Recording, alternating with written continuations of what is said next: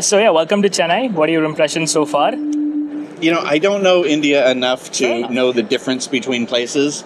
I like southern India because I like the really colorful temples and I like the spicier food. Of course. But this is my 4th time in India. Okay. And I haven't been since 2018. Okay. And then, COVID shut the whole freaking world down. And there was a point where I just didn't think I'd ever get back. That's fair. And I was a little scared because, India is culture shock. India is, the first time I went to India, man, it's like, wow, this place is it's so crowded, so many smells, so many, sights, and it moves so fast, and the sensory traffic. overload. Yeah, sensory overload. But, and I was a little nervous because India's like jumping into the deep end. Right. But then once I got here and got in, my car and was driving, it's like, oh, it feels so good to be back.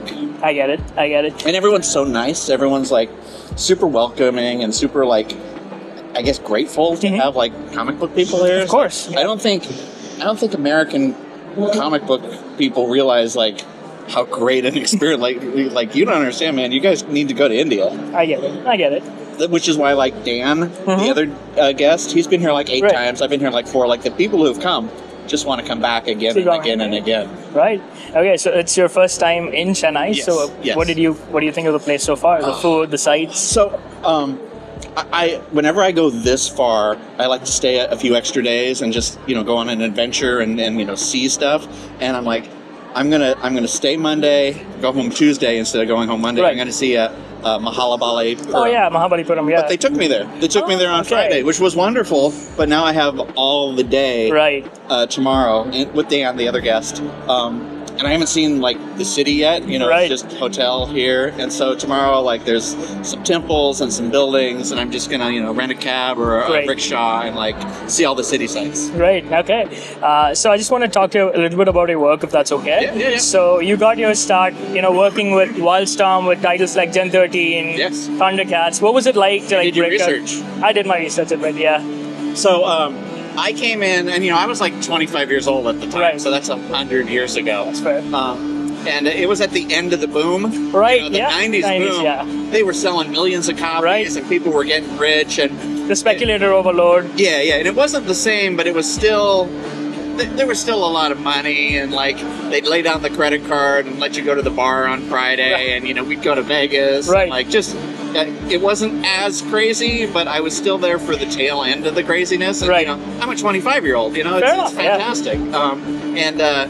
I was there for Heroes Reborn. Oh man. Okay. Yeah. At one point, I was sitting there, and the writer's needing. It's what do you think about this line? And I'm like, why doesn't he say this? And he's like, oh, that's good. And it's I just wrote a fantastic 4-line of Reed Richards, and now I've written everybody, and it's old hat, but that first thrill, I still get kind of chills when I think about it. You wrote the House of M specials for the Fantastic Four and Pulse as well. So I love Dr. Doom, so I got to write an alternate reality Dr. Doom. I've written a lot of crazy stuff, and a lot of really cool gigs have landed in my lap, like Marvel Zombies, Army of Darkness, the Identity Wars, Batman Eternal, exactly, and I don't know how it happens. No, I was actually coming to that. So, you created one of my favorite comic books in recent times, which was Chew. I love the series. Thanks. I love the power sets. I love the world building. There's this one page in Chew that kind of describes every single ability, like a cyber path, a cyber scribe and all. And I loved how you effortlessly built this entire world in one page. I was damn, this is an amazing piece of work. And I've read every single issue, and I loved Senor Pollo. Oh man, yeah, everyone loves Pollo. Everyone loves Senor Pollo. So, and I was looking forward. I haven't read the new series yet, but I'm looking forward to get into that. But what was it like writing Chew and then just going into Batman Eternal at the same time? Because a lot of things were happening in the Batman side of things as well. So, nobody thought Chew would be a hit, including myself. Chew was a book that I'd been pitching, and nobody wanted it. And I was having kind of some rocky times, a couple bad years in comics, and I got a video game job. Yes. And got paid really well, but they said, hey, this is a temporary job. You're going to get paid really well, write this video game, and after 2 years and the game comes out, we're going to fire half the company. So I'm like, okay, I got 2 years to get back into comics. Nobody wants my dumb bird flu cannibal book. I'm going to do it myself.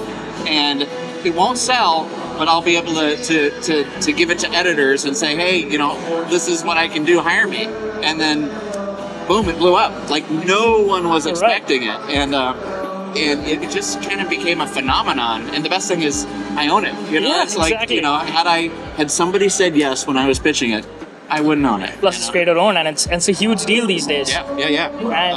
And at the same time, you're writing Batman Eternal. How is it like juggling between like two series? Well, first of all, I got Batman based on Chew. Like, I got the Spider-Man annual based on like Chew was so big, I was like the hot guy. And so they were coming to me, and because I never thought I'd write Batman. Like, I'm not really a superhero guy. I'm an indie guy. But I'm not going to say no. It's fair. I mean, it is Batman after all. Yeah, of course. You know, who's going to say no to Batman? Right. But they're like, hey, you know, here's Batman 19, which is the anniversary issue. Write 50 pages. Oh, do you want to write a Clayface special? Do you want to write a Catwoman? And I'm not fast. And I was saying yes. And then I was starting to fall behind on Chew. Okay. And then Batman Eternal, they're like, do you want to write a weekly book, which with 5 other writers, which is like 120 emails a day. It was just, I didn't want to say no and like look like a jerk and not a team player. But like, I was starting to get overwhelmed, and I was starting to fall behind on Chew, and it's like, my philosophy was Batman will always be there. Of course. If I screw up my own thing, I'm just shooting myself in the foot. So I told him, okay, you know, thank you, I had fun. I got to concentrate on seeing Chew to the end. And by the time I came back, like all my Batman editors were gone. I'm like, hey, knock knock, I'm ready to do Batman again. And they're like, yeah, who are you? And now I'm writing for DC again. But again, I'm not a big superhero guy. Like, they throw me. I just did a Suicide Squad. I was just about to ask you that. So the video game tie-in, what's that like? It was cool because there was no continuity. I mean, it was Arkham continuity, which is easier to follow 3 games than 100 years of of DC continuity. Right. And then also you could kill people. And so I came to him, and I'm like, you know, you kill people in Arkham, and this is connected to the game. Can I kill people? They're like, yeah, give us a list of who you want to kill. And you know, it's in Arkham, and I'm thinking of all the bad guys. So I'm like, okay, I'm going to write a list of like 35 people. Wow. And, you know, maybe they'll say, you know, yes to 2 or 3. You know, that's how it works. Right. They came back like, yeah, you can't kill these 2 or 3. Do the other 30. And it's like, oh my God, I can have so much fun just like murdering everybody. Cool.